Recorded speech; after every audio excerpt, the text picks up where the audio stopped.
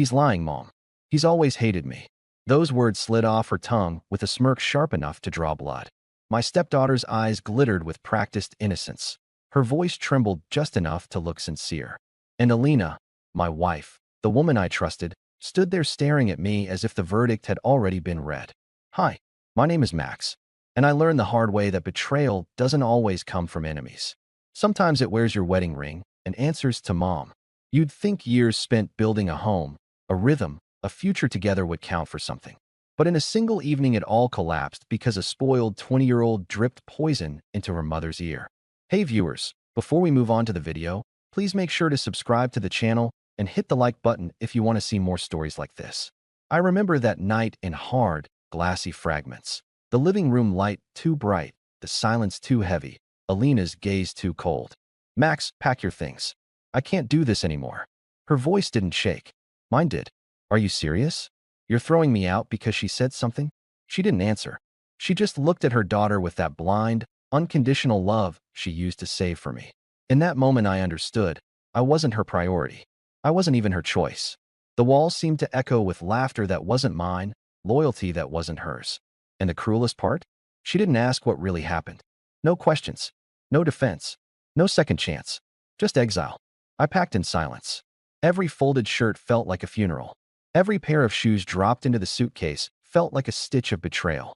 When the door slammed behind me, the night air hit like ice. I stood there with a suitcase in my hand, my marriage crumbling at my feet, and her daughter's triumphant smirk hovering in the window's reflection. But let me tell you something. The world balances its books eventually, and their debt was heavy. 3 weeks later, when Alina showed up asking if I had reflected, asking if I was ready to apologize and come home, I didn't just walk away. I made sure they both felt the weight of their choice. This was not the end. This was the beginning. The first week I slept in a friend's spare room, staring at the ceiling, replaying it all, wondering how years of trust could collapse in a breath. The silence pressed on my chest. Every time my phone lit up, part of me wished it was Alina admitting the truth. It never was. Instead, I saw her daughter's posts. Cheap jabs, smug captions, bait for a fight. Some men never learn their place. They wanted me broken. For a moment, I was. Pain, though, is a strange teacher. By the end of that week, I understood. It wasn't her lie that ruined me. It was Alina's decision to believe it. Her silence. Her betrayal. In week 2, something in me went still. I wasn't crying. I wasn't angry. I was cold, steady. The version of me who begged to be believed died the night the door shut. So I started planning. I opened the old document box I'd kept for years. Financial records, property deeds, proof of my contributions to everything we'd built. She thought I would leave with nothing, that she could erase me with a slammed door. She underestimated the quiet man she dismissed. By week 3, I was waking early, cooking my own meals, and writing lists in the calm of the morning. Each day I grew clearer, colder, stronger. So when she finally appeared at my friend's doorway, guilt shaded across her face. I didn't tremble. Max, she said softly, we both need to reflect. Maybe it's time you apologize and come home. The audacity. She wanted me to crawl back as if I were the problem. I smiled, slow and deliberate. I did reflect. I whispered, handing her a neatly prepared envelope. Her fingers shook as she opened it. Divorce papers. For the first time, she was the one left in the cold. She stared at the bold word across the top, then let out a laugh that wasn't laughter. The nervous sound a person makes when the ground tilts beneath them. Max, this is ridiculous. You're upset. We don't have to go this far. I leaned against the frame, arms folded, calm as night air. You believed her lies without asking me once. You threw me out like trash. And now you expect me to apologize. Her voice rose, desperate. She's my daughter. What was I supposed to do, ignore her? The words cut, but they clarified. Her daughter had always come first. I had never been her equal, only convenient. I stepped closer, lowered my voice. You were supposed to be my wife. You were supposed to know me better than anyone. Instead, you chose her story over my truth. Something shifted in her eyes then. Not fear of losing me. Fear of losing the life we built together. The steadiness, the finances, the man who kept the house running, paid the bills, backed her when no one else did. Max, don't do this. Let's just talk. I was done talking. My silence said enough. Right on cue, she appeared, arms crossed, gaze full of venom. Good, she sneered. He's finally leaving for good. Mom, let him go. He was always jealous of me anyway. This time, Her words didn't sting. They fueled me.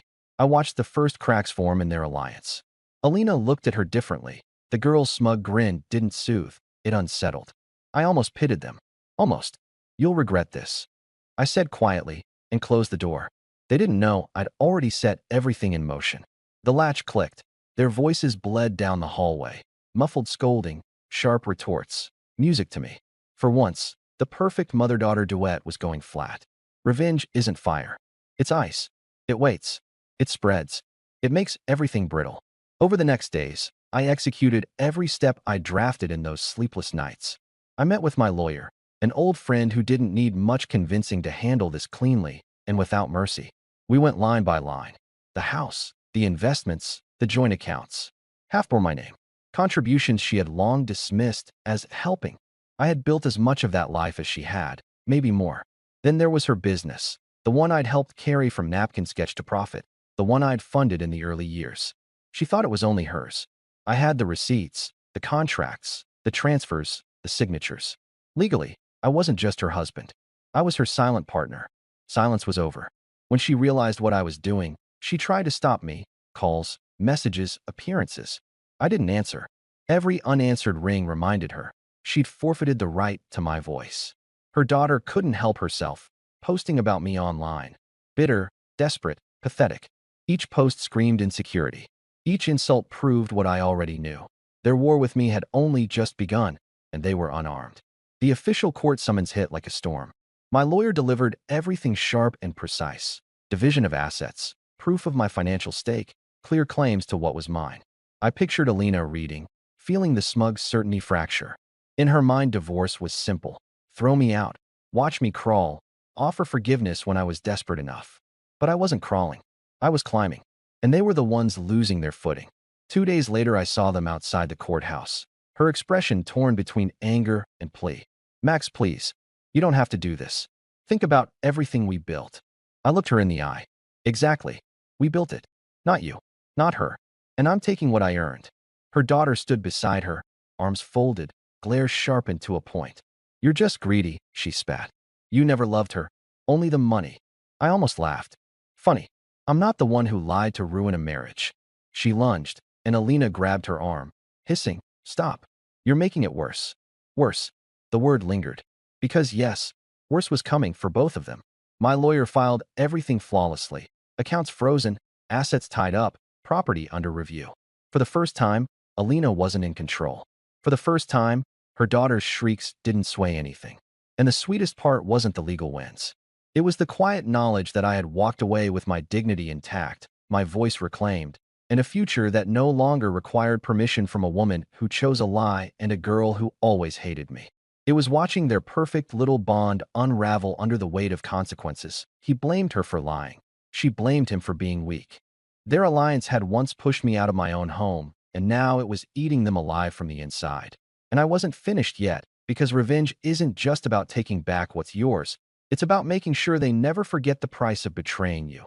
Court hearings began, and with every session, I watched her mask slip further. The confident woman who once stood tall in our living room telling me to pack my things now sat slouched in a suit, sweating under questions she couldn't answer. My lawyer tore through her like glass under a hammer, and every time she tried to downplay my role in the business, the evidence cut her down. Emails, receipts, contracts, all bearing her signature beside mine. She looked smaller with every revelation. And then there was her daughter who never missed a hearing, sitting in the back with her arms folded and a glare burning into me. She wanted me to feel weak and invisible, but the longer she sat there, the more her bitterness showed as people whispered in the gallery, wondering why she looked so restless and hateful while I sat poised and unshaken. The turning point came during cross-examination when my lawyer asked her, "Did you or did you not remove your husband from the marital home without any discussion or proof of wrongdoing?" And she stammered, eyes flicking toward her daughter for help. But the girl couldn't answer for her, and she was alone on that stand, choking on her own decisions. I didn't smile or gloat. I just sat there with silence. Louder than words. Later that evening, as I walked out of the courthouse, her daughter followed me to the parking lot with venom in her voice. "You think you've won? You're pathetic. My mom will never forgive you." And I turned without flinching to meet her eyes. She doesn't have to forgive me, but one day she'll realize who destroyed her marriage. And it wasn't me. For the first time, her face faltered, small but there. I got into my car with cool leather wrapping around me like armor as city lights blurred against the windshield, and for the first time in weeks, I felt something close to peace, because revenge wasn't just unfolding in the courtroom. It was unraveling in their home behind closed doors where trust between mother and daughter was shattering. And I hadn't even delivered the final blow yet. The cracks widened faster than I expected as word reached me through mutual friends that their once perfect bond had soured, and she began questioning her daughter. Every word, every story, every late-night excuse. What had been blind trust turned into suspicion until one night she snapped. "You ruined everything." And the daughter screamed back, blaming me, blaming the court, blaming her for being weak. Their war wasn't quiet anymore. It was public, and I stayed silent because I didn't need to interfere. They were destroying each other beautifully. The second court hearing sealed it when the judge ruled in my favor for half the assets and recognized my financial contributions to the business. Her face turned gray as the words echoed in the chamber, and her daughter stormed out halfway through, slamming the door so hard it rattled the walls. That night, I received a short, pleading message from her. "Max, please, we can fix this. Let's talk without the lawyers." And I stared at the screen a long time. Once I would have clung to those words, but now they felt hollow and almost insulting, so I didn't reply. Instead, I crafted my final act of quiet revenge as my lawyer, and I arranged to transfer my share of the business into a trust that funded scholarships for women who had been abandoned or silenced. Every dollar that left her grasp became a weapon of memory, and my pain turned into their freedom. When she found out her rage was volcanic and friends told me, she yelled at her daughter, accusing her of pushing me to this point, while the daughter screamed back that it was her fault for ever marrying me. Their alliance became ash scattered in the wind. As for me, I stood on the balcony of my new apartment, breathing in the cool night air, free and untouchable. I hadn't just left her. I had rewritten the ending, the last. Hearing felt less like a courtroom battle and more like a funeral. Hers, not of her body, but of pride, power, and control. The judge's ruling was clear, and I walked away with my rightful share of everything we built, and, more importantly, I walked away free. She sat there with shoulders slumped and her daughter whispering furiously beside her. But even the girl couldn't hide the panic in her eyes as their kingdom crumbled, and neither of them knew how to rebuild it. When it was over, I didn't rush out. I stood, gathered my documents, and walked slowly past her as she lifted red, what eyes searching for pity or forgiveness or maybe hope, and I gave her nothing. Outside the courthouse, the daughter was waiting with no smugness now, just raw anger that looked like fear. "You destroyed her," she hissed, and I tilted my head, calm as ice. "No, she destroyed herself. You just helped her." Her face twisted, but she didn't answer because she knew. Deep down she knew. Weeks later, I heard she sold the house, the one I'd once turned into a home, just to cover legal fees. The business that had been steady began to falter without my quiet hand behind the scenes, and the daughter moved out, leaving her alone in a smaller apartment, bitter and broken. But I didn't watch from bitterness. I watched from distance and strength, because revenge isn't about screaming louder than those who hurt you. It's about living so fully that their betrayal becomes nothing more than a shadow in your light. And as I signed the final papers, the clerk slid them across the desk with a polite smile and said, "It's finalized." I traced my finger over the ink, closed the folder, and whispered to myself. I left the courthouse steps and let the city swallow me, not as an exile, but as a man returned to himself. And in the weeks that followed, I built quiet rituals. Early runs by the river, coffee that didn't taste like compromise, rooms arranged exactly how I wanted. Until one morning an email arrived from the first scholarship recipient whose name I didn't know yet, a woman who wrote, "Your scholarship changed my life." And I realized revenge had already ripened into something softer and stronger. Because while they kept circling the ruins of what they'd burned, I was planting gardens in places no one could torch. And when a mutual friend later said, "She keeps asking why you aren't answering," I simply smiled and let the question drift away like smoke. For the past had become a closed door, and I had no reason to knock. And on the night, I finally boxed the last relic of that old life. The ring, the keys, the photographs. I walked them to the river and whispered, "Thank you for the lesson," then turned toward the lights of a city that suddenly felt new, knowing that the truest revenge was never their suffering, but my freedom to live a bigger story than the one they tried to write for me. What do you think about this story? Let me know in the comments, drop a like, and don't forget to subscribe for more real-life stories.